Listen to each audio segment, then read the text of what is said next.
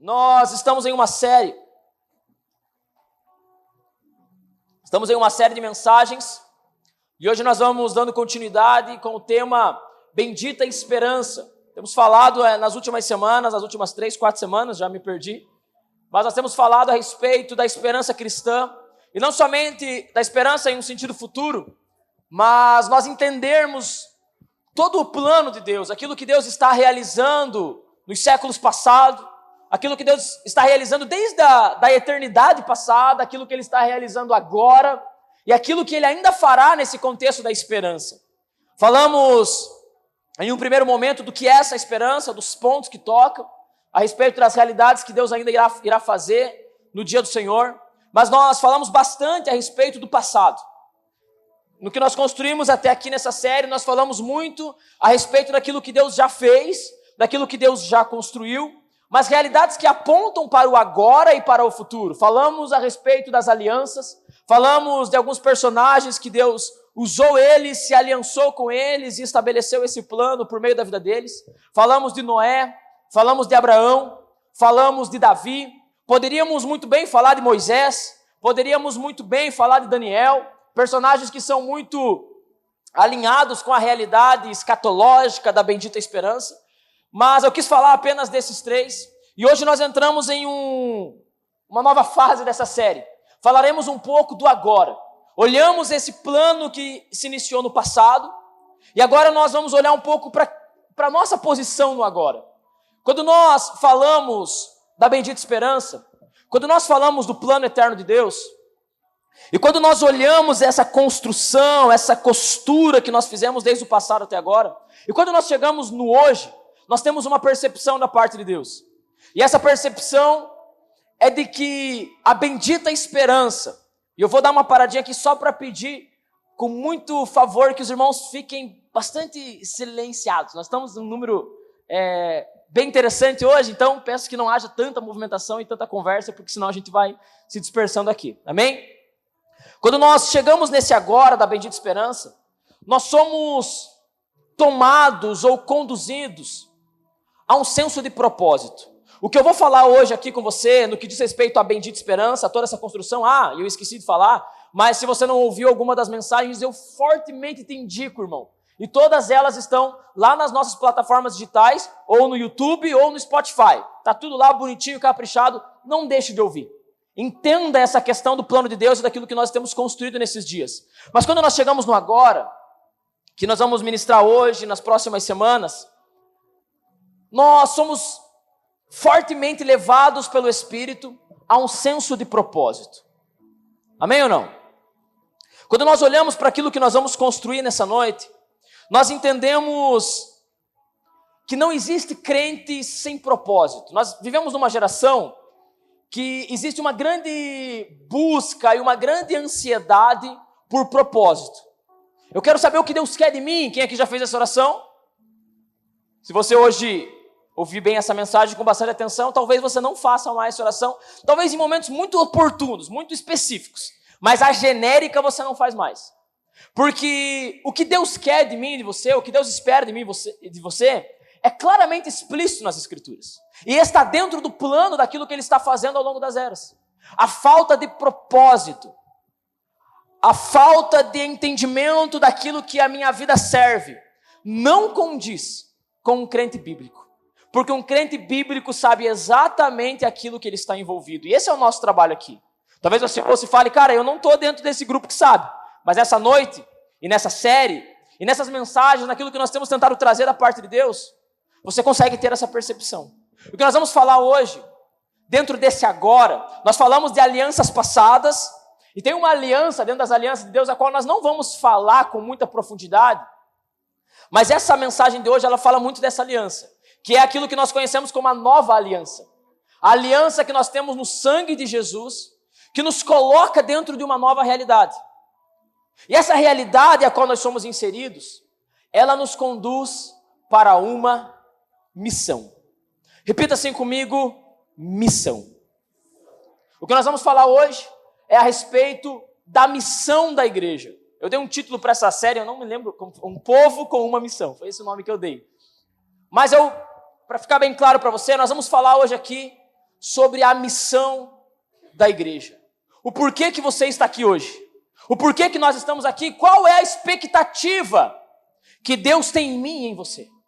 A partir daquilo que Ele está conduzindo. A partir daquilo que Ele está construindo na história. Ele colocou algo sobre personagens bíblicos do passado. Nós olhamos isso. Nós nos animamos com isso. Mas hoje nós vamos olhar a nossa posição nessa história. Hoje nós vamos falar de nós. Hoje eu quero falar de você. E qual é o seu encargo dentro de tudo isso? O que você deve fazer? E quando nós entramos dentro disso, nós percebemos, e o que nós vamos falar hoje, é que nós estamos dentro de uma missão. Nós vivemos para uma missão. Nós temos algo que Deus espera que façamos. E nós fomos salvos para fazer esse algo. Por isso que quando você entende o que nós vamos falar hoje, você nunca mais cai no lugar de o que Deus quer de mim. Está muito claro o que Deus quer de nós. O que será que eu tenho que fazer? Nós temos até um pouco de romantismo nisso, né? Porque nós queremos uma vocação especial, né? Não, mas eu quero saber o que Deus tem especificamente para mim. O centro da vontade de Deus. Você sabe que esse termo nem é bíblico, né? O centro da vontade de Deus. Não existe muito disso. Mas deixa isso para outro momento. Mas fato é que às vezes nós queremos uma coisa meio especial, que não é bem por aí a coisa. Você vai entender um pouco mais essa noite. Até, às vezes a gente vê pessoas numa busca de querer, por exemplo, um chamado como o de Paulo. Não, Paulo teve algo, ele foi o apóstolo dos gentios, o apóstolo chamado fora de tempo, né? Ele diz isso. E aí tem Paulo, eu quero uma parada assim. Só que nós não queremos viver como Paulo, né? Nós queremos algo, um chamado especial, mas nós queremos que Deus venha, construa, e olha agora. E não é bem por aí, irmão. Mas existe sim uma vontade. Existe sim uma missão. Existe algo e uma expectativa que Deus tem sobre nós. Estamos juntos até aqui? Então vamos abrir a Bíblia. Eu vou pedir para você abrir a sua Bíblia no Evangelho de Mateus, capítulo 28. Só que nós vamos ler 2 textos. E dentro dessa temática de hoje, da bendita esperança e dessa missão, eu quero ler 2 textos com você e nós vamos falar e pregar em cima dos 2 textos. Mateus, capítulo 28 e Atos, capítulo 1. Então eu vou pedir para você abrir nos 2 textos, Mateus 28 e Atos 1. Fica com os 2 textos abertos. Pega uma folhinha aí, coloca aí no meio, pega a fitinha da Bíblia, não sei. Faz alguma coisa, mas fica com esses 2 textos acessíveis na sua Bíblia para nós lermos eles. Mateus 28 e Atos 1.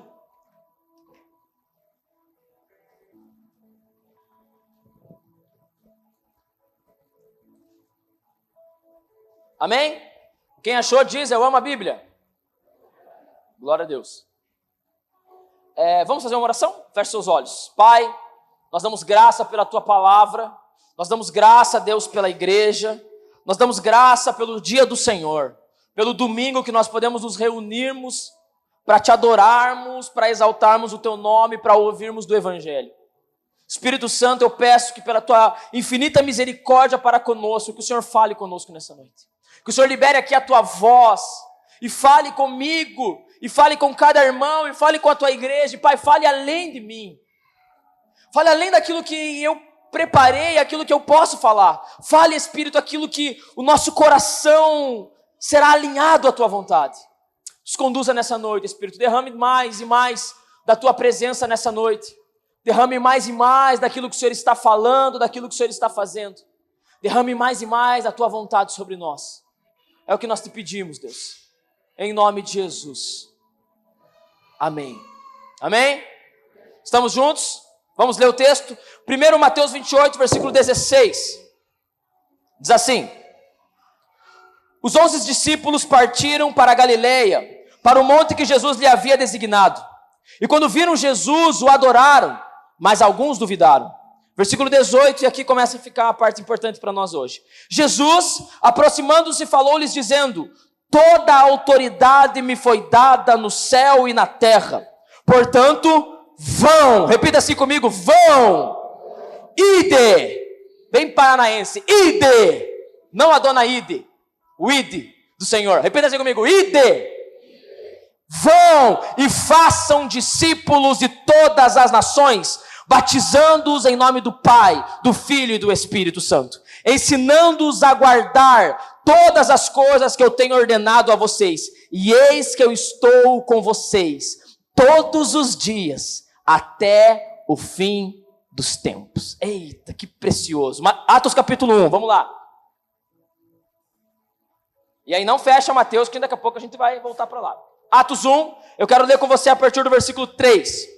Depois de ter padecido, Jesus se apresentou vivo aos seus apóstolos com muitas provas incontestáveis, aparecendo-lhes durante 40 dias e falando das coisas relacionadas com o reino de Deus. Repita assim comigo, o reino de Deus. E comendo com eles, deu-lhes essa ordem: não se afastem de Jerusalém, mas esperem a promessa do Pai, a qual vocês ouviram de mim, porque João na verdade batizou com água, mas vocês serão batizados com o Espírito Santo dentro de poucos dias. Versículo 6. Então os que estavam reunidos com Jesus lhe perguntaram, olha a pergunta, irmão, preste muita atenção nisso: será esse o tempo em que o Senhor irá restaurar o reino a Israel? Será esse o tempo em que o Senhor irá restaurar o reino a Israel? Versículo 7. Jesus respondeu: não cabe a vocês conhecer tempos ou épocas que o Pai fixou pela sua própria autoridade. Mas, repita assim comigo, mas vocês receberão poder ao descer sobre vocês o Espírito Santo e serão minhas testemunhas, tanto em Jerusalém como em toda a Judéia e Samaria e até os confins da terra. Aleluia. Atos 1:8, esse é o texto dessa igreja. Glória a Deus ou não? Irmãos, volta lá para Mateus e eu quero começar a nossa exposição hoje aqui em Mateus e depois nós vamos para Atos. Os dois textos eles são muito semelhantes no que diz respeito a momento. Os dois aconteceram mais ou menos no mesmo período, se é que nós não estamos falando do mesmo momento. Dos últimos dias de Jesus com os seus discípulos. Você bem sabe que Jesus veio à terra, nasceu da Virgem Maria, cresceu diante dos homens, diante de Deus, cumpriu o seu ministério durante 3 anos e meio, curando enfermos, expulsando demônios e pregando principalmente a mensagem do reino de Deus. Ao fim desses 3 anos e meio, Jesus foi preso e foi morto na cruz, e 3 dias depois dessa morte, Jesus ressuscita, sai da tumba e se manifesta aos seus discípulos, e esse é o momento que nós estamos lendo aqui. Jesus, depois da ressurreição, dialogando e conversando com seus discípulos. E Mateus, ele começa dizendo, eu vou primeiro aqui em Mateus, depois nós vamos para Atos, mas os dois textos que nós lemos estão nesse mesmo momento. Pós-ressurreição de Jesus, e Jesus agora, preste atenção nisso, Jesus agora, trazendo as últimas instruções aos seus discípulos. Já pensou nisso? Consegue pensar sobre isso? Imagine você, estando com a pessoa mais importante que você conheceu em toda a história da Terra, e você tem agora a oportunidade de ter o seu último diálogo e suas últimas instruções dessa pessoa. Tipo assim, é a palavra final, é a instrução final, é a última tacada, é tudo que nós precisamos saber, sim ou não? É tudo. Eu já entendi várias coisas, ele falou, eu não tinha entendido no começo, os discípulos, né? Eu não tinha entendido, aí o Piamó ressuscita e pá, mas agora é a última direção, é tudo que nós precisamos saber. Estamos juntos? Amém ou não? E aí Jesus vai trazer essas direções desses textos que nós lemos. Ele está diante dos seus discípulos e ele começa a ter essa interação e ele dá essa última ordem, como se fosse tudo aquilo que ele espera dos seus discípulos. Tudo aquilo que ele espera como resultado de tudo que ele fez anteriormente. De tudo aquilo que Jesus fez anteriormente, você conhece a história, você conhece pelo menos parte da história, de tudo que ele fez no seu ministério, e não somente, mas de tudo aquilo que Deus fez, desde Gênesis 3,15. Quem lembra Gênesis 3,15 aqui? Desde a promessa da semente, tudo que Deus vai construindo, de lá até esse momento de Mateus 28, ele está diante dos discípulos falando assim, tudo que eu espero a partir de agora, de tudo que foi construído na história da bendita esperança, é uma coisa, e vocês são as pessoas que vão fazer isso a partir de agora. Vocês são as pessoas designadas para essa resposta de tudo que foi construído, desde Gênesis 3,15. Vocês são essa resposta. E aí ele olha para aqueles 12, acredito que deveria ter mais discípulos, não era apenas os apóstolos, e ele diz, o que eu espero de vocês, ou melhor, estou quebrando o roteiro aqui, antes dele dizer o que ele espera, ele faz uma declaração, ele diz assim, galera, entendam uma coisa, a partir de agora, toda a autoridade me foi dada nos céus e na terra. Olha o que Jesus está falando. Tipo assim, galera, entenda uma coisa, vocês não estão lidando aqui com um qualquer. Eu não sou mais o filho da Maria. Eu não sou mais o enteado do José. A partir de agora, toda a autoridade no mundo criado está em mim. Tipo assim, eu mando em toda essa bagaça. Jesus deixou isso bem claro aos discípulos. Por que Jesus disse isso? Porque a afirmação que vem logo depois não é um conselho. Não é uma, tipo, viu, se vocês puderem, façam isso aqui para mim. Não. Toda a autoridade me foi dada. Vocês estão falando com quem manda. É isso que Jesus está fazendo. Estamos juntos aqui, vocês estão entendendo? Vocês estão falando com quem manda, e quando eu falo, eu devo ser obedecido, porque toda a autoridade está em mim. Amém? Não dá se você estivesse lá com os apóstolos, não daria um certo, eita, toda a autoridade foi dada. Cara, o que ele dizer não dá para a gente ficar moscando.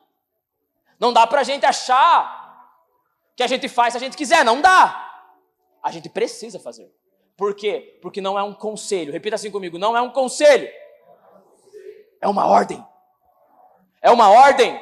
É uma ordem daquele que carrega toda a autoridade nos céus e na terra. E depois dessa declaração, ele olha para os seus discípulos e ele fala, então a partir de agora, diante dessa minha autoridade, dessa ordem que eu dou a vocês, colocando a minha autoridade em vocês, vão e façam discípulos de todas as nações. Tipo assim, irmão, Jesus em sua última fala, em sua última diretiva aos apóstolos, a ordem dele, debaixo de uma autoridade é, a partir de agora, vocês têm uma missão, e vocês não podem deixar de realizar essa missão. Vocês não têm opção. A partir de agora, vocês foram salvos para uma missão. Vocês foram salvos para fazer algo. E o que, Jesus? O que devemos fazer? Discípulos de todas as nações da terra. A partir de agora, vocês vão viver em função de uma coisa: que o meu nome seja conhecido nas nações da terra. Ah, irmão, você vai ter que se animar hoje aqui. Você vai ter que se animar com essa parada. Você precisa se animar. Obrigado pelo amém. Eu preciso de mais améns nessa noite. Mais améns do fundo do coração. Porque Jesus está dizendo, a partir de agora, vocês vivem dentro, no centro daquilo que eu estou construindo na história. Eu comecei algo no passado, eu levantei homens, eu fiz alianças com eles, e agora a minha aliança é com vocês. E dentro dessa aliança, como eu fiz aliança com Noé, como eu fiz aliança com Abraão, como eu fiz aliança com Davi, a minha aliança com vocês é para uma missão, é para vocês fazerem algo. E o que é, Deus? Discípulos de todas as nações da terra. Fazer com que pessoas conheçam o meu nome, fazer com que em toda a terra, em todos os lugares da terra, grave essa fala minha, que até o final dessa mensagem isso aqui vai ser muito forte para todos nós, em todos os lugares da terra, o meu nome seja conhecido, adorado, e o reino chegue nesses lugares. Jesus em seu último momento, só que sabe qual que é o problema, irmão? E eu vou pregandinho aqui, e eu vou olhando para a carinha de vocês, alguns assim, eu já estou sabendo, não tá não, irmão. Você não sabia disso aqui que eu estou pregando agora. Porque se você pregasse, se você soubesse, a nossa condição era outra hoje aqui. A nossa, não estou jogando nada para você.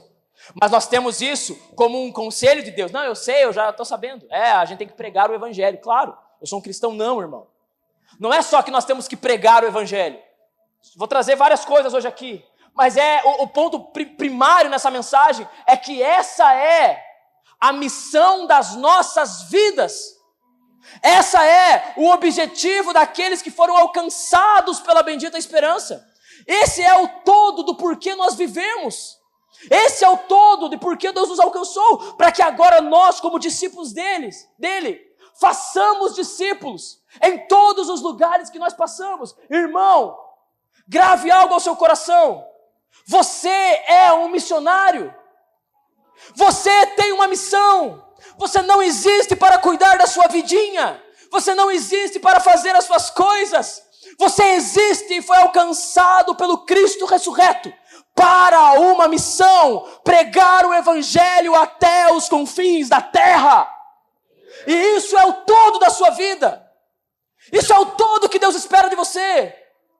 Eu falei isso há algumas semanas atrás em outras pregações e eu vou repetir hoje. Não importa o que você vai fazer amanhã, profissionalmente falando. Se desapega dessa besteira, irmão. Não importa se amanhã você vai lidar com um pneu de carro furado. ou se amanhã você vai fazer uma cirurgia. Isso não muda nada diante de Deus, desde que você esteja caminhando sobre a terra, fazendo discípulos para conhecerem e receberem a realidade da bendita esperança. É isso que importa. Essa é a expectativa de Deus a mim e a você. Que preguemos o Evangelho. Aqui em Mateus, irmão. Aqui em Mateus, Jesus fala sobre fazer discípulos. E eu tenho que fazer aqui o paralelo com Marcos. E Marcos fala pregai o Evangelho. Como que nós fazemos discípulos? Por meio da pregação do Evangelho. Então a nossa missão até aqui, do que nós estamos desenvolvendo hoje, ela se trata de fazer discípulos por meio da pregação do Evangelho. Quando eu digo fazer discípulos, você precisa entender que eu não estou falando de você ter discípulos, mas é de Jesus ter discípulos por meio da sua vida. Não estou falando de você ter discípulos. Os meus discípulos, ninguém tem discípulos, só Jesus tem discípulo. Amém ou não? Nós fazemos discípulos para Jesus. E esses que se tornam discípulos, fazem discípulos. Essa é a expectativa de Deus em nós. Perceba que quando Ele vai dar essa última ordem, Ele fala vão, Ele fala ide. Como eu cantei por muitos anos da minha vida. Ide e pregai. Quer cantar essa? O nome do Senhor Jesus. Como é que é? E os olhos... Essa era... Vocês não têm ideia do que eu estou falando, não tem problema. É só porque eu lembro e eu preciso falar.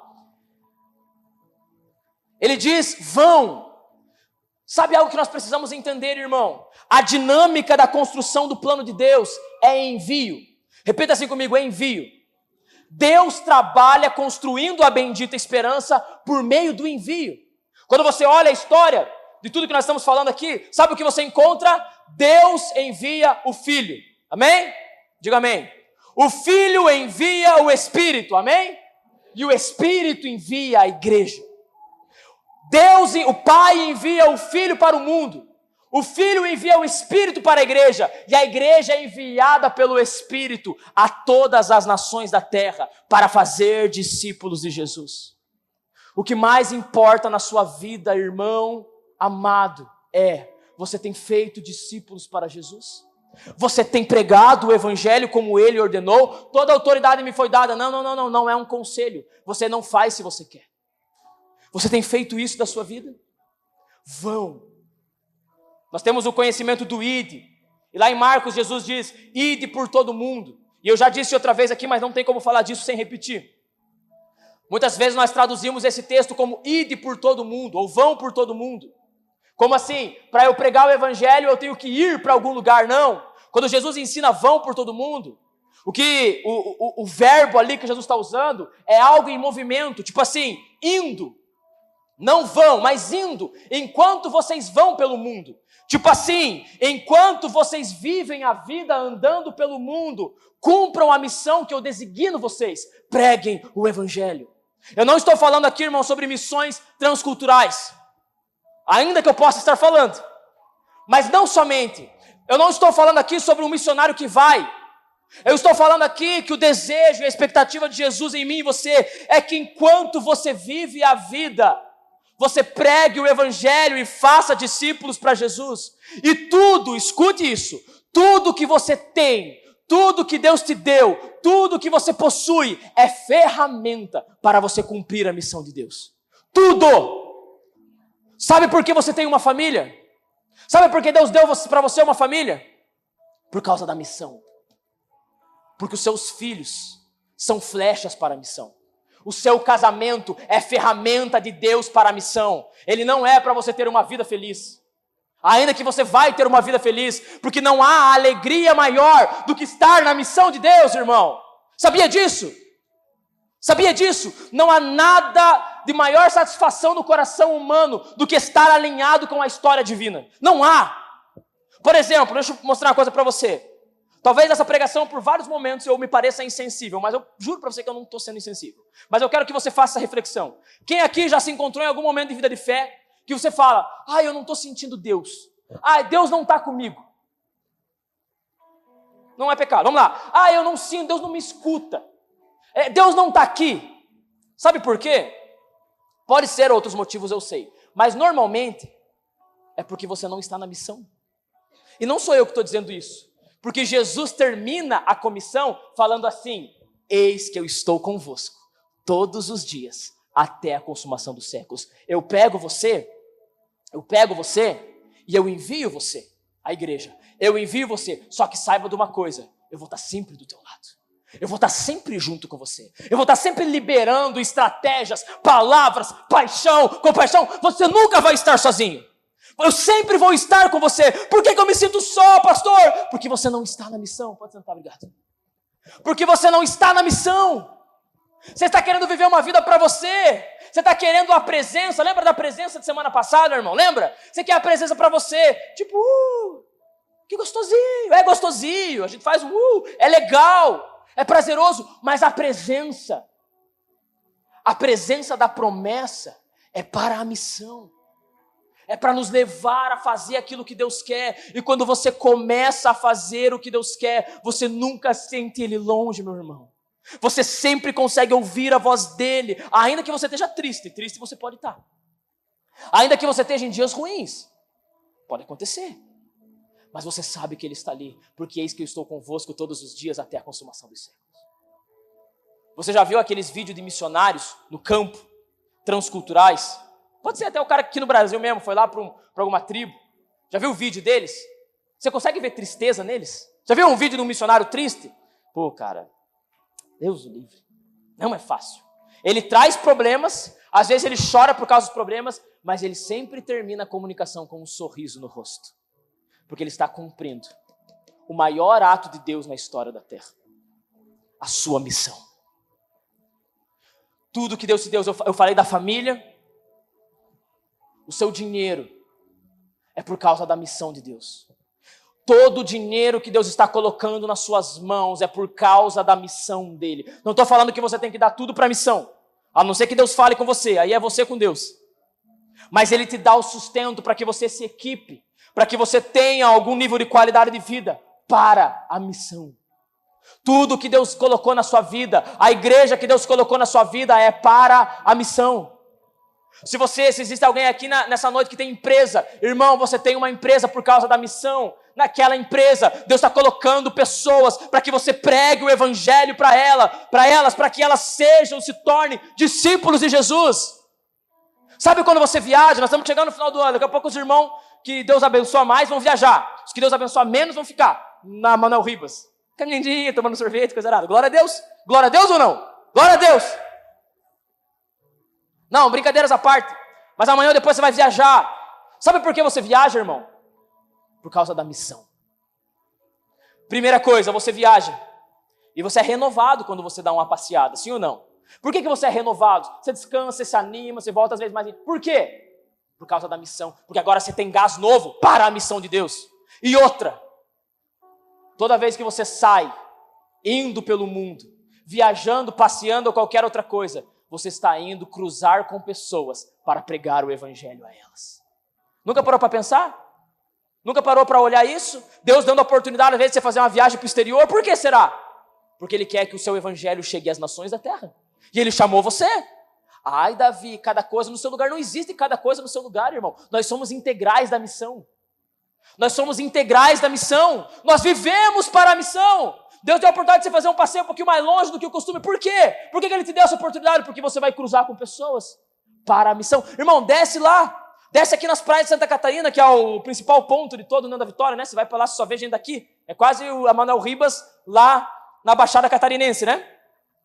Mas vai andar lá, a maioria do pessoal trabalhando, não tem um monte de gente lá que é imigrante de outras nações? Tem ou não tem? É, mas você tá lá, eu não entendi nada do que ele falou, porque você é um bocó, cara. Deus está levando você para pregar o evangelho. Ah, isso aí é o governo, né? Mão de obra barata, que se lasque, que seja. Mas você está diante dele, de alguém que veio de outro lugar. E talvez seja até um lugar onde o evangelho não chega. E Deus trouxe ele, deu um dinheirinho no teu 13º para você dar um rolezinho e levou você lá diante do cara. Agora prega o evangelho, meu irmão. Porque essa é a missão. Essa é a missão. Essa é a missão. Você foi salvo para isso, você não foi salvo para viver essa vidinha chata que você vive, com todo o respeito do mundo, meu irmão. Mas hoje não é só eu que vou pregar, tem outra pessoa que vai pregar aqui, eu vou deixar ela falar uma parada aqui, porque senão você vai achar que, nossa, o Davi é muito não sei o que lá, mas deixe ele, porque ele é mais famoso que eu, aí vocês vão entender. Amém ou não? A gente já chega lá. Mas, irmão, nós estamos em uma missão. Nós estamos dentro de uma missão. E isso não é uma brincadeira. Isso não é um esporte, não é uma religião. Não é quando você vê uma pessoa mal, aí você fala, eu vou falar para ela, cara, você está precisando ir na igreja, sabia? Eu vou na igreja e é bem bom, sabia? Você tem que conhecer o pastor Davi, ele é bem legal. Você vai ver, não parece um pastor, mas ele é bem legal. Eu juro para você, confia. Não, irmão, não é disso que eu estou falando, cara. Esses dias eu estava falando com o pessoal lá no grupo pequeno, a gente estava falando sobre pregar o evangelho, e eu falei, a última coisa que você deve fazer, irmão, na pregação do evangelho é dizer, vamos no culto. Não fale isso, só se realmente você chegou no estágio que dá. Mas pregue o evangelho. Você não precisa convidar ninguém para vir na igreja. Pregue o evangelho. Apresenta a ele Cristo. Apresente ele a bendita esperança. Fale para ele. Conte a história da redenção. Conte a história. Você fala assim, vamos lá na igreja comigo. Isso é religião, irmão. Vamos lá na minha religião, porque a minha religião é legal e você vai gostar. Não, cara. Eu não estou falando que isso seja ruim, de todo ruim. Mas eu estou falando para nós termos essa consciência da missão. De que nós estamos nessa terra e fomos alcançados por Cristo para pregar o evangelho às nações. E tudo que você tem é uma ferramenta que Deus te deu para pregar o evangelho. Você tem o teu Instagram, teu Facebook? Pregue o evangelho naquela porcaria, meu irmão. Para de ficar só lá, e não sei o que lá, sai daí, velho, acorda pra vida. Pelo menos, no mínimo, compartilha as postagens da igreja, no mínimo. Não, irmão, não é porque eu sou pastor e eu quero, não. Mas é que é o mínimo, porque alguém vai olhar e falar, nossa, olha, às vezes vai ter uma palavra, às vezes vai ter lá o... Mas usa aquilo lá para pregar o evangelho, irmão. Mostre Jesus ao mundo, o Jesus que o alcançou, e responda esse chamado divino. Fazer discípulos de todas as nações. Essa é a missão. Alguém está comigo nessa noite? Dentro dessa ordem, Jesus diz, ensinando. Nós lemos em Mateus, ensinando. Um dos trabalhos da missão da igreja é ensinar as palavras de Jesus a outros. Aí eu deixo perguntar para você. Alguém nessa terra tem aprendido o evangelho através da sua vida?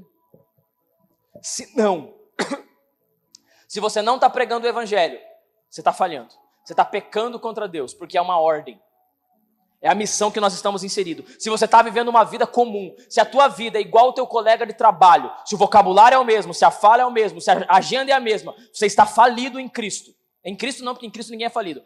Diante de Cristo. Amém? E agora uma outra coisa dentro dessa ordem de Jesus. Você tem ensinado o evangelho para alguém? Alguém aprende o evangelho pela sua vida? Você consegue abrir a Bíblia e ensinar Cristo às pessoas?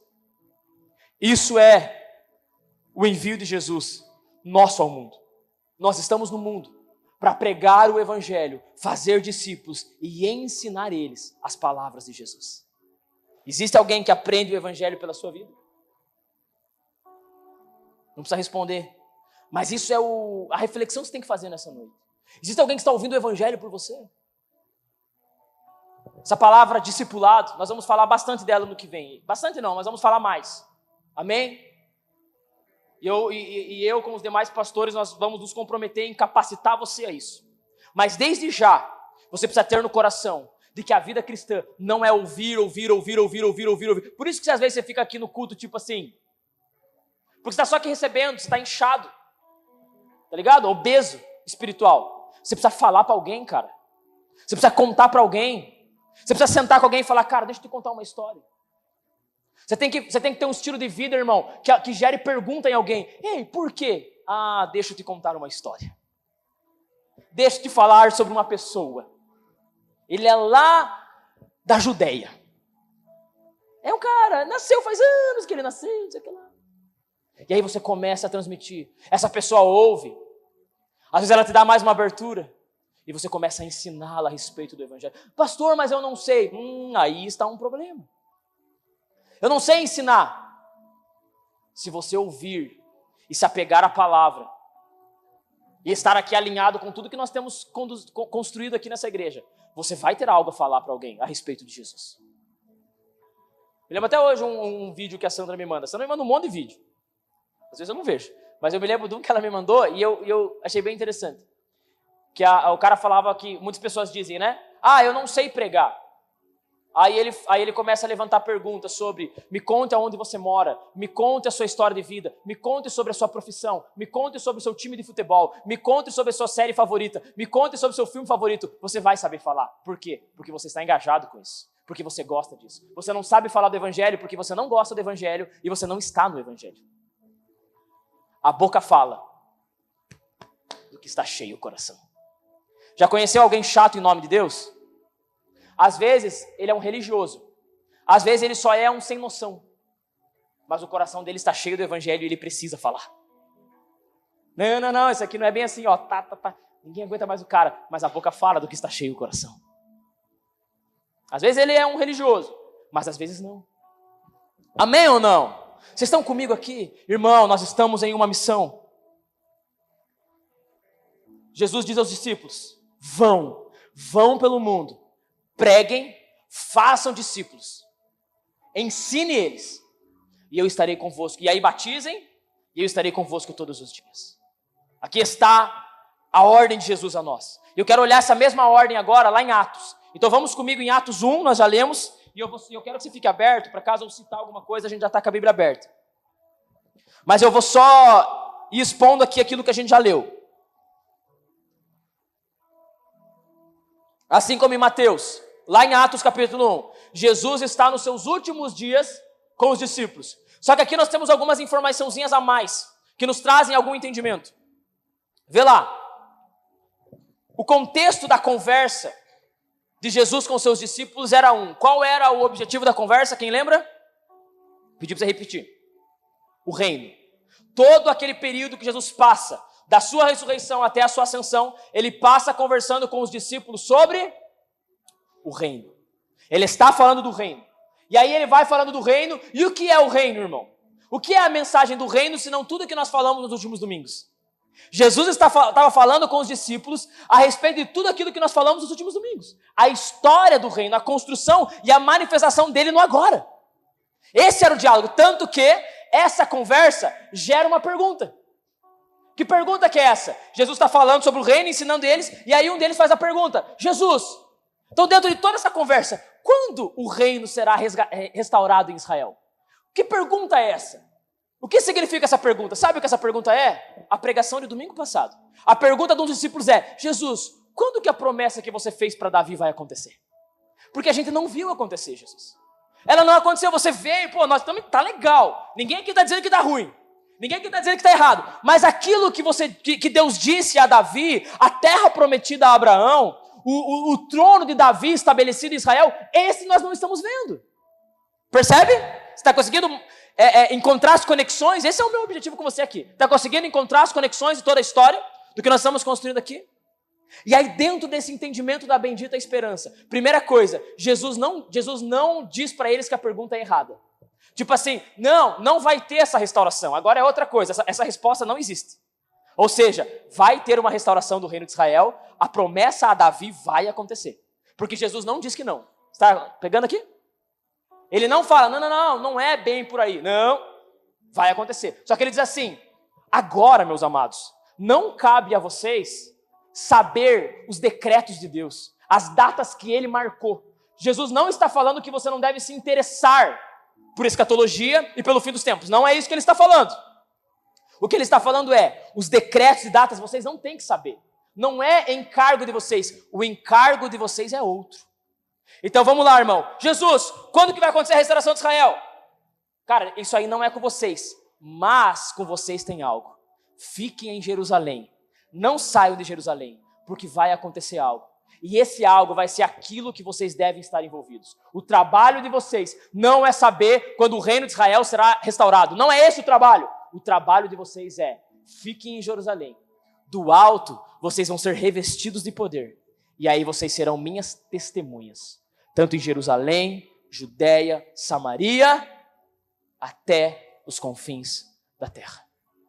Perceba, irmão. Jesus diz assim para os discípulos: o trabalho de vocês não é essas outras coisas que vocês estão achando. O trabalho de vocês é serem as minhas testemunhas. O que eu espero de vocês agora, o ponto da história que vocês estão. Vocês não são Noé, vocês não são Davi, vocês não são Abraão, vocês não são Moisés. Vocês estão num ponto da história. Vocês têm uma missão, vocês estão no meio de uma construção. E o trabalho de vocês agora sejam minhas testemunhas por onde quer que vocês passem. É para isso que vocês estão aqui. Nós olhamos histórias do passado, eu queria muito que você entendesse isso, irmão. Nós olhamos histórias do passado. Mas hoje, dentro dessas histórias, nós estamos falando de você. Noé estava em um momento da história da redenção. Abraão estava no momento da história da redenção. Davi estava no momento da história da redenção. Agora você e eu estamos no momento da história da redenção. E qual é a nossa missão? Testemunhar Cristo às nações da terra. E tão somente, irmão. E não é outra, cara. Não, cara, não é para você ficar rico. Não é uma boa vida, não é desculpa te deixar triste com isso, mas não é. É ser uma testemunha de Jesus. Esse é o ponto que eu estou na história. É para isso que Ele me elegeu antes da fundação do mundo, para agora pregar o Evangelho por onde quer que eu vá. Tanto a mim quanto a você. O povo aliançado na aliança do sangue do Cordeiro, agora é um povo com uma missão. Você não acorda segunda-feira para resolver os problemas da sua vida. Você resolve os problemas da sua vida porque você tem uma missão. Diga amém, meu amado, por favor, eu imploro. Mesmo que você não esteja entendendo, não importa. Diga amém, para me deixar feliz. Estou brincando. Porque, irmão, isso muda a vida. Lembra que eu falei para você que a minha vida mudou quando eu entendi escatologia? E é disso que eu estou falando para você. Eu consegui entender o que eu estou fazendo aqui, cara. Eu consegui entender porque eu estou aqui. Eu consegui entender o que Deus quer de mim. E agora eu sei o que fazer dia a dia. Não que eu sei todo o plano. Não tem um desenho pronto, eu sei. Eu acordo de manhã, o que Deus quer é que eu com essa mão faça isso. Não é disso que eu estou falando. Mas eu sei o que Ele espera de mim. Eu sei aquilo que Ele está gemendo. O gemido do Espírito, cara.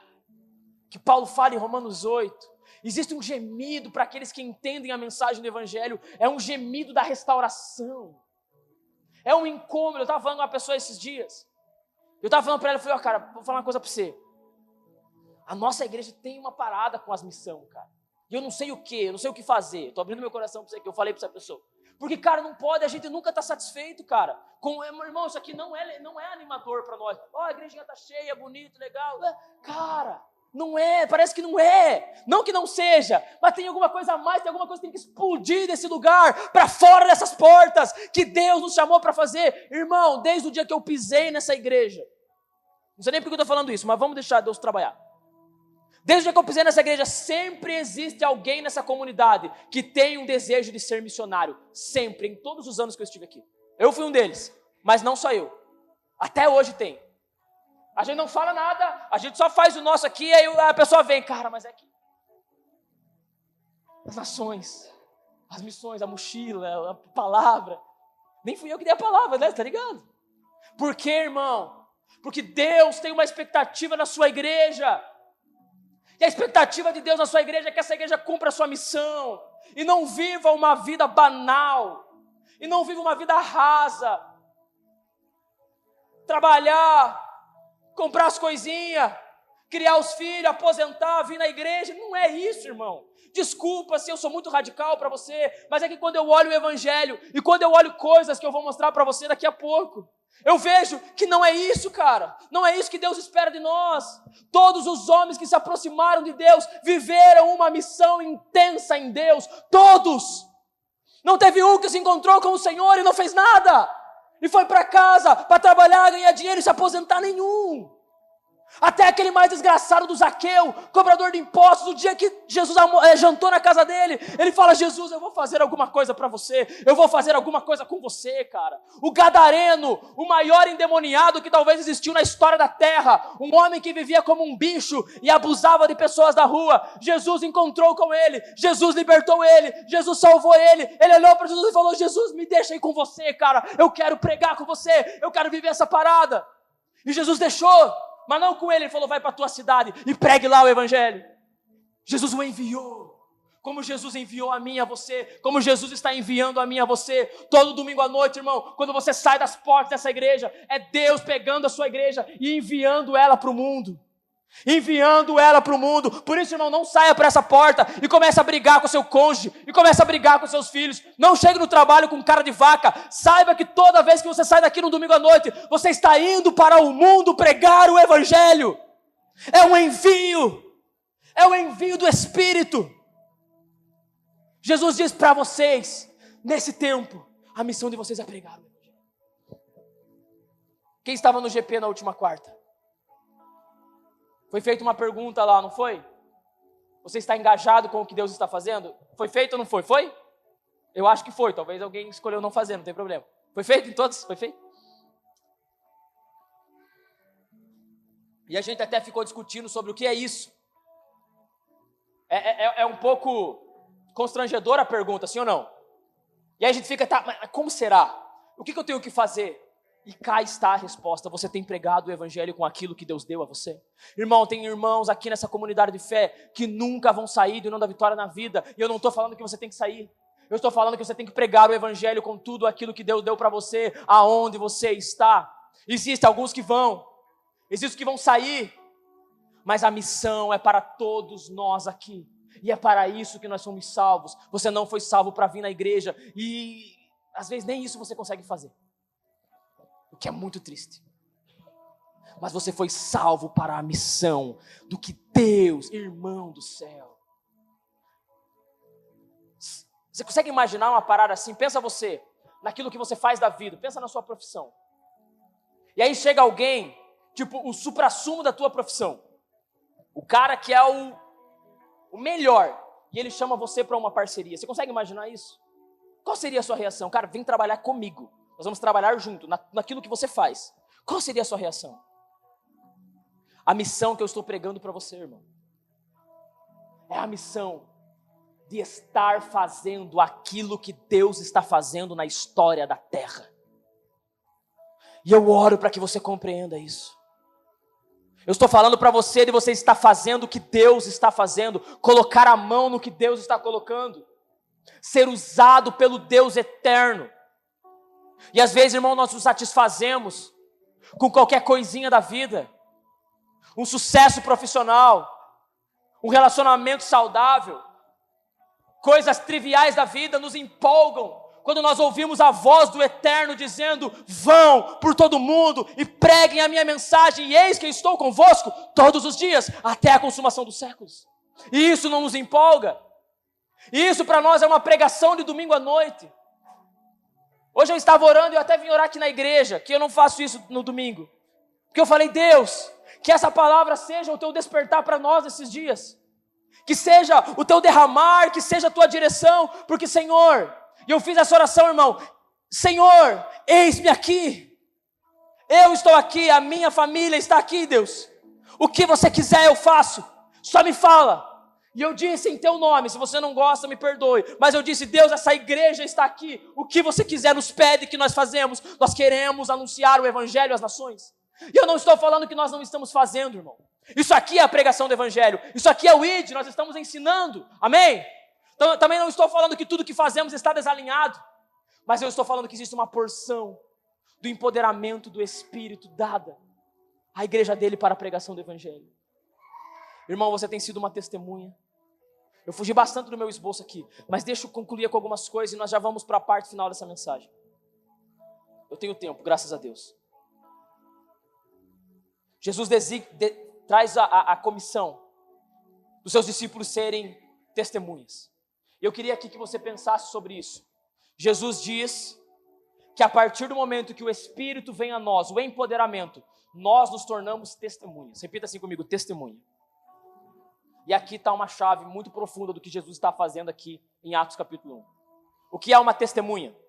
O Espírito vem sobre a igreja e eles se tornam testemunhas. O que é uma testemunha? A testemunha, grosso modo, a primeira resposta que nós podemos ter em mente é que a testemunha é aquele que certifica fatos. Ele é aquele que fala de fatos que viu e de uma realidade que conheceu. Amém ou não? Isso é uma testemunha. Eu vi algo e eu anuncio a alguém esse algo. E de fato isso é a missão. É anunciar ao mundo aquilo que vimos e ouvimos da parte do Senhor em nós. Por isso que se você não prega o evangelho é porque Deus nunca fez nada em você. E se Deus fez e você não prega, você está pecando contra Deus, porque Ele fez em você para que você testemunhe. Eu era cego e agora vejo. Eu era aleijado e agora eu ando. Porque eu conheço, irmão, não é difícil, né? Eu não estou falando para você que você tem que sair daí ensinando teologia para as pessoas. Deixa que eu faço, eu gosto bastante. Eu aceito esse encargo. Eu estou falando para você ser uma testemunha. Falar para o mundo o que Jesus fez em você. Eu era cego, pergunto para aquele cego, cara, quem te curou? E eu acho maravilhosa a resposta dele. Ele diz assim, cara, eu não faço ideia, eu não estou preocupado com isso, eu sei de uma coisa, eu era cego e agora eu vejo. Ô, me fala aí, cara, eu não sei dizer muita coisa para você, vou te falar uma coisa para você. Eu era cego e agora eu vejo. Eu tinha um vazio e algo me preencheu. Eu era triste e agora eu salto da alegria, até quando falta o pão na minha casa. Como? Eu não sei. Eu sei que isso aconteceu em mim. E eu sei que o nome desse cara é Jesus Cristo, meu Senhor. Isso é ser uma testemunha. Só que não somente, irmão. Eu queria que você prestasse atenção nisso aqui agora. Quando Jesus fala, quando Lucas escreve as palavras de Jesus ali no capítulo 1, Jesus ele usa uma palavra quando ele fala testemunha. Jesus quando fala testemunha, ele não está falando dessa descrição que eu dei para você, infelizmente. Jesus fala, o Espírito Santo cairá sobre vós e vocês serão meus mártires.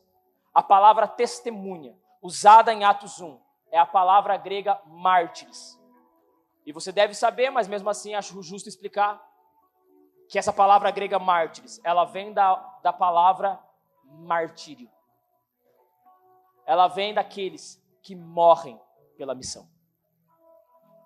Quando Jesus diz à igreja em Atos 1, ele não está falando de um evangelismo de rua, da Confins. Por isso, irmão, eu estou pregando aqui, não fique inventando culpa para a igreja. Mas é que faz tempo que não tenho preparando o caminho. Eu estou falando da tua vida, meu irmão. Eu estou falando de você. Estou falando de você pregar o evangelho. Não estou falando que a gente não possa fazer mais, e claro que pode, e isso é conversa para outro dia. Jesus não está falando disso. Jesus está falando, o Espírito virá sobre vocês, e vocês se tornarão mártires em meu nome. Mártires, aqueles que morrem na missão e pela missão. Aqueles que morrem na missão e pela missão. Aqueles que morrem na missão e pela missão. Você é uma testemunha de Jesus? Você é um mártir dele? Você tem morrido pela missão de Deus? A missão de Deus está matando você? Se você não pode dizer que sim, irmão, nessa noite o Senhor te chama a um lugar. Nessa noite Deus deseja renovar algo em seu coração e o Espírito cair sobre você para que você comece a viver e morrer pela missão. Alguns aqui talvez, e talvez todos nós, nunca morreremos, literalmente falando pelo Evangelho. Mas quando Jesus usa testemunhas, quando Jesus usa mártires em Atos 1, ele está falando de todos aqueles que receberiam o Espírito. Porque ainda que eu não morra literalmente pela missão, quando eu me envolvo e quando eu entro na missão, eu começo a morrer todo dia por causa dessa missão. Ela me mata. Como eu falei para você, eu oro por você. E eu peço a Deus que eu não seja insensível com você nessa noite. Mas, irmão, aqueles que passam por Atos 1, eles não param no seu cansaço. Mas eu estou cansado. Irmão, desculpa, cara. É que eu estou... irmão, nós estamos aqui para morrer mesmo, cara. Sabe, esse que é o ruim da coisa. Que não tem outra coisa que eu diga para você, nós estamos aqui para morrer mesmo, irmão. Você está aqui para cansar, você está aqui para ficar sobrecarregado, você está aqui para ficar mal pela missão de Deus, porque nós estamos caminhando não pelo que vemos, mas pelo que não vemos, porque o que vemos é passageiro e o que não vemos é eterno. É para isso que nós estamos vivendo, irmão. Esse é o que nós chamamos de cristianismo, que dividiu a história. É um povo que fez uma aliança com Deus e agora está disposto a morrer por essa aliança. E morre todo dia, porque, irmão, falar que morre não é o canal. Eu não estou falando para você morreria por Jesus? Eu acho que eu morreria. Não, eu estou falando sobre morrer amanhã. Eu estou falando sobre morrer amanhã, por causa da missão, de alguma maneira. Eu estou falando de você vir em atividades da igreja, porque é difícil eu não dar esse exemplo. Quando você está cansado, eu estou falando disso. Quando você não está afim. Se uma pessoa falou para mim, é que eu não estou sentindo. Eu falei, irmão, você acha que eu sinto todo dia, cara? Você acha que eu sinto todo culto? Irmão, tem culto que eu chego aqui, igual você, morto igual você. Mas, cara, quando os irmãos tocam aqui a primeira nota, cara, quando o irmão abre o culto, cara, não tem como eu não me jogar nesse Jesus, cara. Porque um dia Eu fiz uma aliança com Ele. E essa aliança é martírio, é ser uma testemunha dEle, é morrer pela missão. Precisamos, irmãos, e eu tenho orado e trabalhado para que nos tornemos uma comunidade missional. Por quê? Porque alguns aqui nunca vão sair daqui. Mas você tem que morrer junto conosco todos os dias pela missão. É vir no turno, irmão, quando você está cansado, porque é cansado mesmo que o negócio funciona. É vir no culto quando você não está afim, quando você está mal, porque é assim mesmo que funciona. Por quê? Porque nós estamos aqui para morrer, não estamos aqui para alcançar os nossos desejos, não estamos aqui para isso. Estamos aqui para morrer por Ele. Aquele que quiser me seguir, tome a sua cruz, negue-se a si mesmo e siga-me. Esse é o chamado do Evangelho. Aonde que nós não entendemos isso, meu amado? E eu não quero ser insensível com você, e se de alguma maneira eu estou sendo, eu peço que você me perdoe, mas o Evangelho, a palavra da verdade não nos mostra outra coisa. Ela nos fala que quando o Espírito desce sobre nós, nós nos tornamos mártires pela mensagem do Evangelho. Eu não prego porque eu tenho vergonha, então, aí você morre e prega, porque morto não sente vergonha. Eu não prego porque eu tenho medo, então aí você morre e prega, porque quem está morto não tem medo. Já orou pelos enfermos alguma vez? Não, eu não oro porque vai que não é curado. Deixa eu fazer uma pergunta para você, e se for curado? E se não curar? E se curar? Ah, eu não oro porque não sei o que lá. Morre, porque morto não tem opinião. Morto não tem filosofias de vida. Morto não sente nada. E Jesus nos chamou para morrer pela missão. Sabe, irmão, não tem tantas aplicações que eu posso fazer por você. Porque eu creio que nessa noite você precisa ouvir a voz do Espírito e você sabe aonde você deve morrer pela missão. Como eu falei, nós temos pessoas aqui que nunca sairão daqui e está tudo bem, porque você vai cumprir a missão aqui. Mas você precisa morrer por essa missão. Como? Que o Espírito te mostre nessa noite. Mas fato é que ser testemunhas e viver a missão de Deus não é alcançar conquistas. Não é viver para si. E eu não estou falando que é ruim. Porque nada se compara, nada se compara, nada se compara a estar engajado com o plano eterno do Deus Todo-Poderoso. Nada. Quando fala, a gente acha, nossa, não, é maravilhoso. Quem é que já foi usado por Deus? Eu me lembro até hoje de um testemunho da Gabi, a Gabi está lá na porta. Uma vez nós fomos pregar em Paula Freitas, e aí a gente expulsou um demônio na rua. Eu, a Gabi e a Annelise. A Annelise não está aqui. Era nós três, né? Nós expulsamos um demônio na rua e foi um dia bem interessante, foi bem legal. Expulsamos o demônio e pau no meio da rua. Ainda bem que Paula Freitas é pequena, não tinha ninguém na rua, mas foi no meio da rua.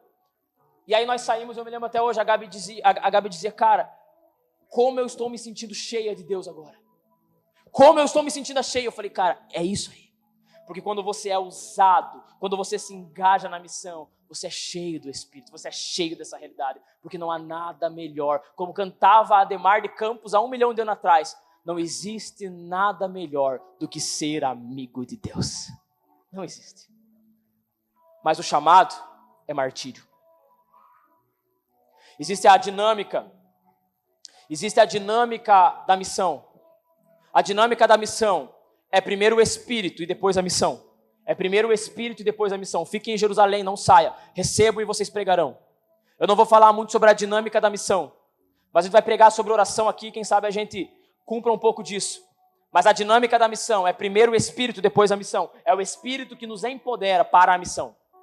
Uma coisa importante aqui, irmão, antes de eu ir para a última parte dessa mensagem, é que missão não é ação social. Ela precisa ser feita no empoderamento do Espírito. Nós não estamos lidando com o humanismo. Fazer o bem para as pessoas. Não, nós estamos pregando o Evangelho, é completamente diferente. Amém? Não é humanismo, não é fazer bem para as pessoas. Toda a autoridade me foi dada. Nós estamos lidando com aquele que tem a mensagem e é dono do universo. O Espírito vai vir, ele vai empoderar vocês para a missão. Nós estamos falando de poder do alto. Isso é pregar o Evangelho. Se nós chegarmos no lugar, vamos lá para o bairro mais carente da cidade. Lá nós podemos entregar cesta básica. Lá nós podemos cuidar das crianças. Vamos fazer tudo isso. E isso faz parte da missão. É a justiça da missão. Amém? Mas a missão precisa terminar em pregar a mensagem do Cristo ressuscitado e da bendita esperança. No poder do Espírito. Não é humanismo. Não é humanismo. Davi, eu já prego o Evangelho, eu faço bem para as pessoas. Não é disso que eu estou falando. Estou falando sobre a mensagem do alto. Aquela que gera perseguição. Irmão, nós estamos em uma missão. Eu quero ir para a última parte dessa mensagem. Eu queria que você prestasse muita atenção. Por quê? Nós estamos numa missão. Nós estamos envolvidos nessa realidade. Deus nos chama para essa realidade. E a pergunta que eu faço, irmão, diante de tudo que você ouviu hoje, é o que você está fazendo com a sua vida? O que você está fazendo da sua vida diante de tudo que você ouviu hoje? O que você está fazendo da sua vida? Irmão, preste atenção nisso, preste muita atenção. Existe um pregador muito famoso, um pregador americano, que vai pregar para nós hoje. E esse pregador, ele ficou muito conhecido por um tema que ele desenvolveu, chamado hedonismo cristão, prazer em Deus. Mas ele também ficou muito famoso por uma mensagem. Ele já era grande, mas essa mensagem ecoou o mundo inteiro e ecoa até hoje. É uma palavra que dura mais ou menos uns 7 minutos. E o tema dessa fala dele é: não desperdice a sua vida. Eu me lembro, há muitos anos atrás, quando ainda existia o blog chamado Voltemos ao Evangelho, eu ouvi essa fala: não desperdice a sua vida, de John Piper. Eu fui marcado violentamente por ela. E a pergunta que eu faço para você, e nós vamos ouvir essa mensagem de John Piper hoje, ela tem 6 minutos. Mas antes disso, eu quero perguntar para você: o que você está fazendo com a sua vida? O que você está fazendo na missão? Porque, irmão, como diz o nosso mestre, a seara é grande e são poucos os trabalhadores. Antes de nós ouvirmos o John Piper, vou deixar o John Piper por último, eu queria ler para você algumas coisas que têm acontecido hoje, na missão que eu preguei para você hoje, a qual você faz parte. Eu queria ler algumas coisas para você, e aí depois nós vamos ouvir o John Piper. Mas a pergunta que fica no que eu vou ler para você, e depois ouvindo esse pregador é: o que você está fazendo da sua vida, irmão? Deixa eu ler com você algumas coisas, elas vão aparecer no telão, mas eu vou ler no meu celular aqui. Alguns dados da realidade da evangelização global. Vai estar no telão, eu aconselho que você leia. Pode colocar já, Alisson, primeiro. Eu quero que você preste muita atenção nisso, irmão. Escute isso, esses dados, antes de você ler, me escute. Esses dados são levantados das principais organizações missionárias do mundo. São 3 as principais delas, são dados sérios, são dados verdadeiros, não são dados inventados. Amém? Eu pesquisei muito bem com todas elas para saber se nós estamos falando algo coerente aqui. Mas escute isso. Em média, estima-se que existam 7.000 povos que ainda não foram alcançados pelo Evangelho. 7.000 povos no globo. 3.000 línguas sem um verso traduzido das Escrituras. 3.000 línguas sem um verso traduzido da Escritura, e você não lê a tua. Davi, existe tanta língua, irmão, existem etnias espalhadas pelo globo inteiro com línguas que nós nem sabemos que existem. Se você for estudar um pouco de missão transcultural, você descobre isso. 3,39 bilhões de pessoas nunca ouviram falar sobre Jesus. 3,39 bilhões de pessoas nunca ouviram sequer a pronúncia do nome Jesus. Isso significa 42,5% da população global.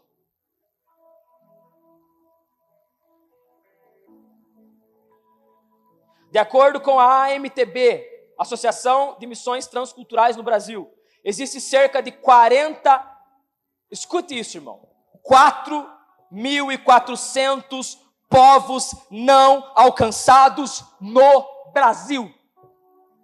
No Brasil. 4.400 povos não alcançados no Brasil. Aqui, irmão, governado pelo presidente que você fica preocupado para encher o saco se é bom ou não. 4.400 povos que nunca ouviram falar sobre Jesus no meu país, irmão. Quem são eles? Eu quero ler um pouco para... Não são todos, alguns deles, alguns. Indígenas.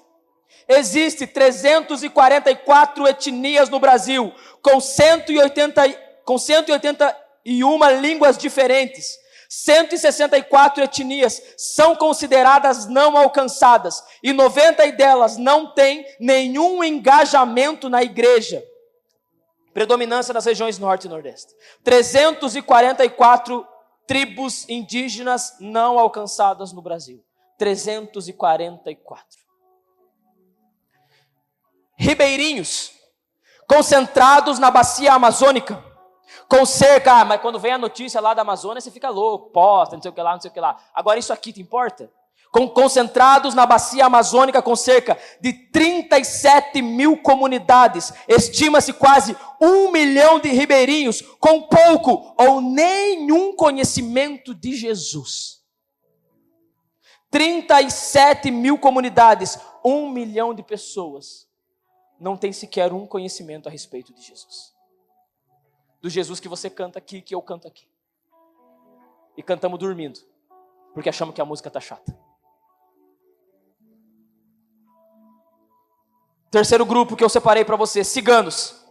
Cerca de 1 milhão de ciganos no Brasil, com 3 grupos predominantes, Calon, Rom e Sinti.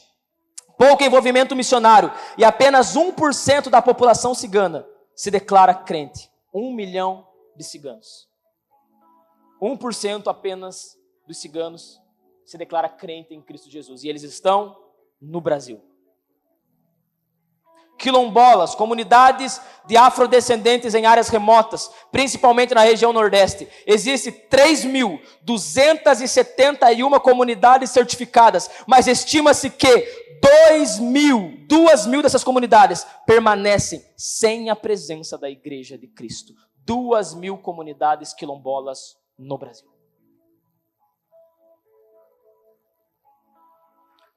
E agora, irmão, o quinto ponto. Esse precisa gerar arrependimento aqui nessa comunidade. Mais de 10 milhões de pessoas com deficiência auditiva no Brasil, menos de 1% da comunidade dos surdos, declaram fé no Senhor Jesus.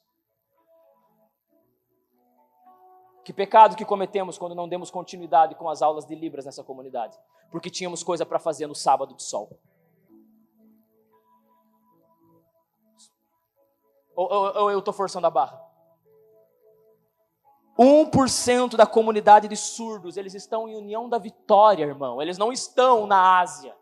Eles estão aqui, eles não conhecem de Cristo porque ninguém prega para eles, eles não se declaram crente, porque eles nunca receberam a compreensão do Evangelho, de maneira que eles possam compreender.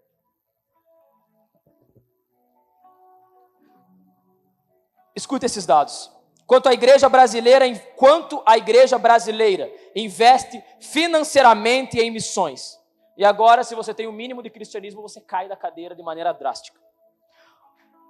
Qual que está ali? Ali. 0,11% da renda cristã é investido em missões. 0,11% do que as igrejas no Brasil faturam vai para missões fora da localidade da igreja. Ainda que seja um número bem grande, 45 bilhões, né? Mas se você souber um pouco do mundo missionário, você sabe que isso não significa muita coisa. Irmão, da onde que esses dados são levantados? Daquilo que as igrejas arrecadam anualmente no Brasil. De tudo que as igrejas evangélicas no Brasil arrecadam, 0,11% termina em missão. Isso quer dizer o missionário recebendo uma oferta. Isso quer dizer uma igreja construída em uma comunidade. Isso quer dizer necessidades de nativos sendo supridas em lugares remotos da terra. 0,11%, irmão. Ontem eu estava vendo um Rios, de uma missionária que pedia uma oferta de R$400, irmão. R$400. Que para alguns de nós aqui é pouquíssimo. R$400. E o próximo dado é pior. 0,0064% da renda cristã é investido em povos não alcançados. Lembra quantos que eram? 4.700. Não, 7.000. Em média, 7.000 povos não alcançados. De tudo que as igrejas evangélicas faturam, elas investem 0,0064. 0,0064.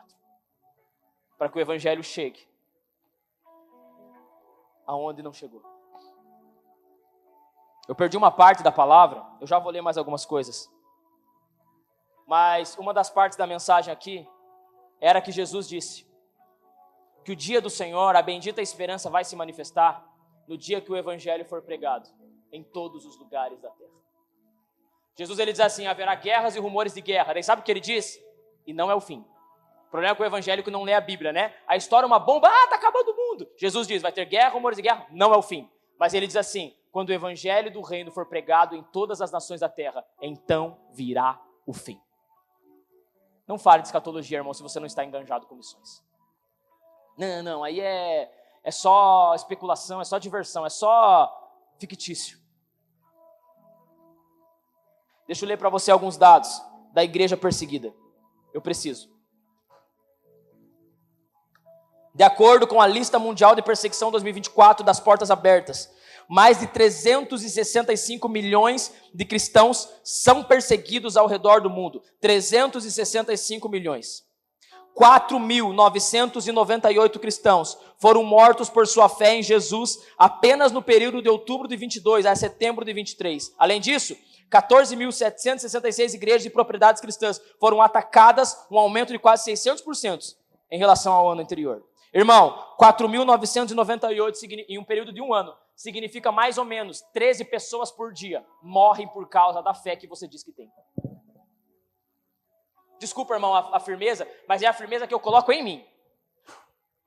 Pelo menos 13 pessoas morreram hoje, pelo mesmo Jesus que você diz que ama, e não consegue estar no domingo à noite numa igreja. Irmão, foi mal, cara, mas nós precisamos de arrependimento, nós precisamos colocar o nosso coração no lugar certo, nós precisamos de cristianismo verdadeiro, nós precisamos de cristianismo profundo, irmão. A gente não consegue vir na oração durante a semana, porque na semana é corrido de quê, irmão?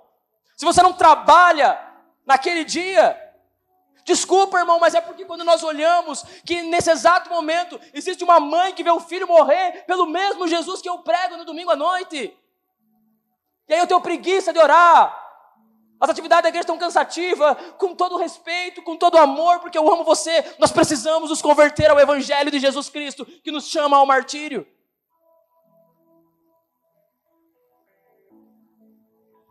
Quatro 4.125 cristãos foram presos, condenados, torturados ou detidos sem julgamento. Isso significa 11 por dia. Cristãos são presos e torturados. 11 cristãos por dia ao redor do mundo são presos ou torturados por amor a Jesus Cristo, o nosso Senhor. Por causa do quê? Mateus 28. Eles estão indo pelo mundo pregar o evangelho. 295.120 cristãos foram deslocados internamente ou se tornaram refugiados no último ano. 295.120 cristãos, irmãos, eles foram expulsos de casa, eles foram expulsos pelos cônjuges, eles foram expulsos pelos pais, eles foram expulsos pela cidade que eles moravam, por se converter e declarar fé em Jesus Cristo, o mesmo Jesus que nós pregamos aqui no domingo à noite.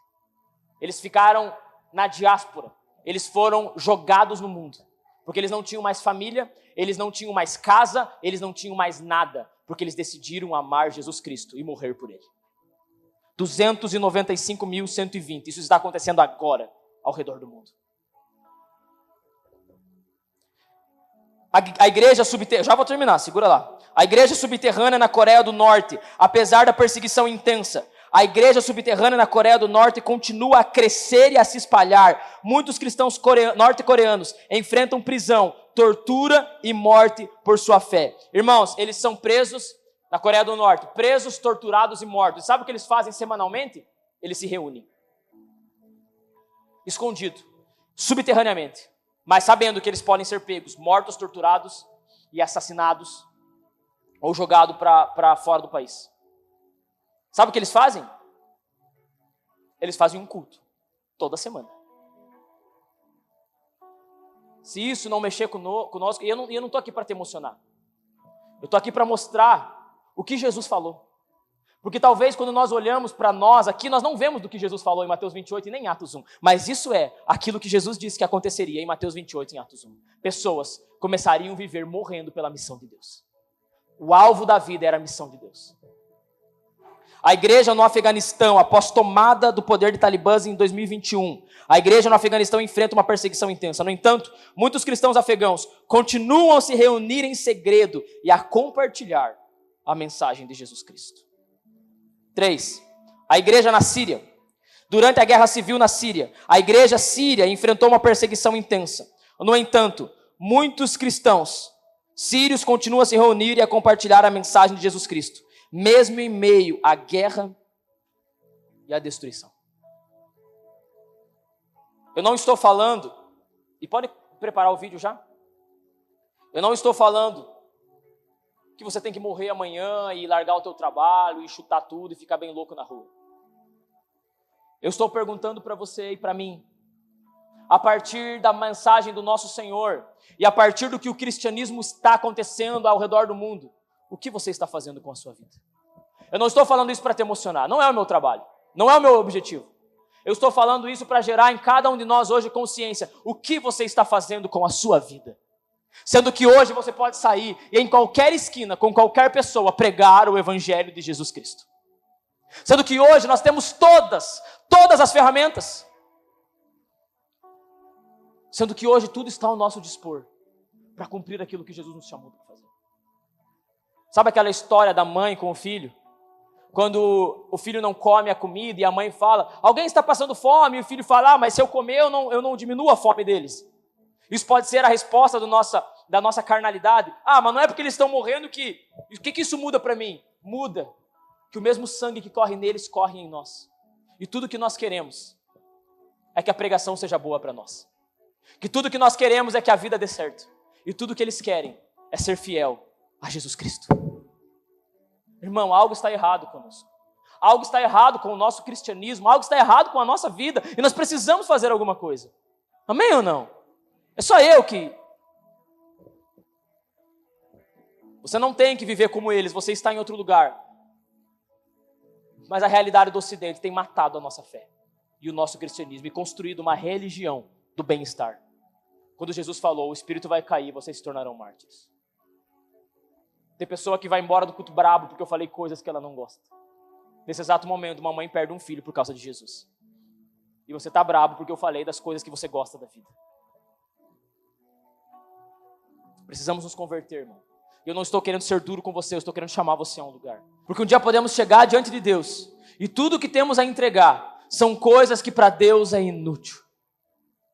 E tudo que temos para falar são coisas que Deus nunca disse que deveria ser feito. Quando existe uma missão. Enquanto jovens, nos últimos 5, 7 anos, têm gastado a sua vida para ganhar dinheiro, ficar rico, fazer um monte de coisa. Existem pessoas que até hoje nunca ouviram falar o nome de Jesus. Um dia eu disse uma coisa, e eu não digo isso por orgulho aqui diante de você, irmão, muito longe disso, Deus conhece meu coração e eu tenho medo de Deus para dizer certas coisas. Mas eu me lembro um dia que eu disse que se for para eu ter um sonho, o meu sonho é pregar o evangelho para alguém que nunca ouviu falar de Jesus. O dia que isso acontecer, Deus pode me levar. Esse é meu alvo. O dia que isso acontecer, eu alcancei. Se Deus não quiser que aconteça, glória a Ele também. Mas, irmão, não vamos gastar a vida com aquilo que não importa. E não vamos, como diz John Piper, desperdiçar a vida. Deus deu a você tempo, saúde, família, bens, dinheiro, mas não é para você postar no Instagram. Ele deu para você cumprir a missão de pregar o evangelho a toda criatura.